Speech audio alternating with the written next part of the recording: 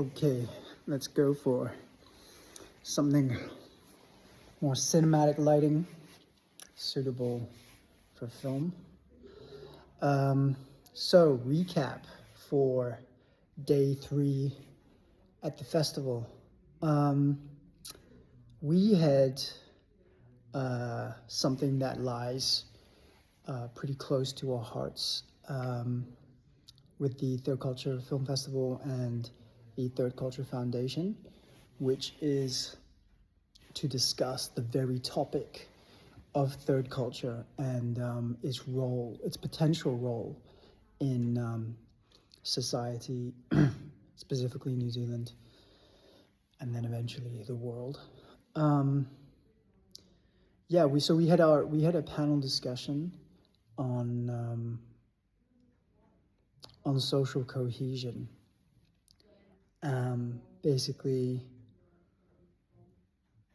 if you look at immigration and you look at people from different cultures creating a community, how can we make sure it's a united community? Because that is the best way to serve that community. And so in our country, we want to make sure that, there is a clear culture, that there are clear values, and that this sort of transcends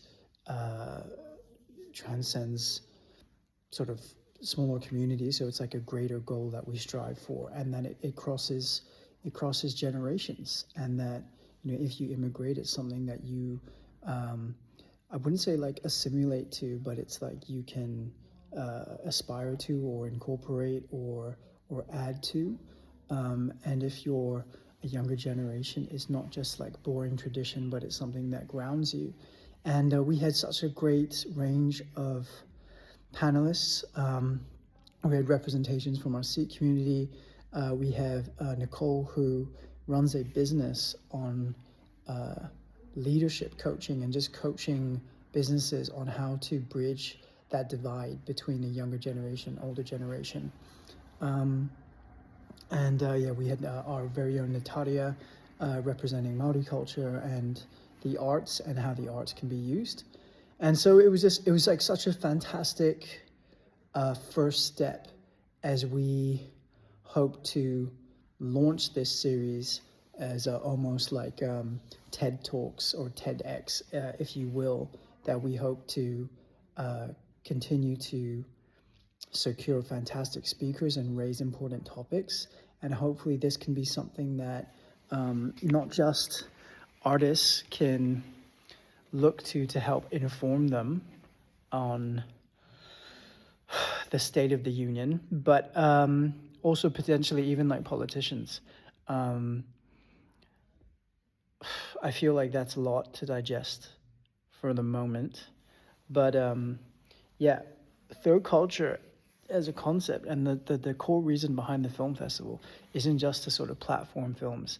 It's to showcase how films, art, and culture can transcend boundaries and get us thinking about higher content, deeper content. Talking with some of our festival attendees today, they went to this block called Voices of Venus, which was a women's block. We actually had a pre-festival screening on International Women's Day. The attendees that watched it, I think there was something like 7 or 8 films by women from different perspectives, different cultures around the world. And they said that it was amazing how, these women could identify with each other despite not understanding the language, despite coming from such different cultures. And there was this common bond. And that for us is very like third culture. It's to find what we have in common rather than what separates us. It's to invite others that are different from you to share in your culture and your perspective.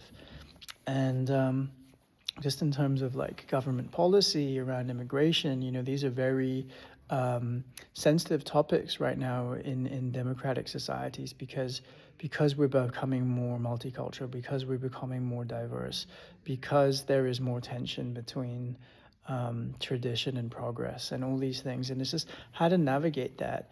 And when it's policy and it's politicians talking about it, these are up to votes, and we have to have serious thought and discussions about it. But there is definitely a role to play for the arts and artists, because we are able to speak to the heart and the soul and connect with people in a way that politics can't. Yeah, especially like we have a lot of young attendees, and their perspectives are so interesting, especially when sometimes they're looking at subjects like for the first time, and just hearing them talk about how a story resonated with them, because it's not just something they learned in a history book, or they're being taught in a classroom, but it's like they're watching a different perspective. It really affects them. So I'm not going to say mission complete, but the mission's a go, and the first step is done. So I'm really excited, and if that's something that like speaks to you, like please get in touch. It's something that we're very, very passionate about, and we really hope to grow, and we really hope to make this a nationwide initiative. And we want to hear from a range of voices, from minority communities to the mainstream. We want to really find out what is Kiwi culture, what are Kiwi traditions and values that we should uphold, and how do we do that? And perhaps New Zealand can, set an example on how we can have a diverse society that is integrated and respectful of each other. I think one panelist said today, what was really nice, it's like we don't have to necessarily like each other, but we can have respect for each other as humans, and as co-inhabitants of this country. Yeah, very interesting conversations. And then we rounded off the evening with a fantastic film called Go Movie Africa. And it was one of the comments that I thought was really powerful was one film attendee said that they can watch some horror, no problem, but there was something about this film because that it's based on real stories, and that it's actually happening, that it just hits harder, and it's much more uncomfortable than any horror film is. So I thought that was really, really insightful.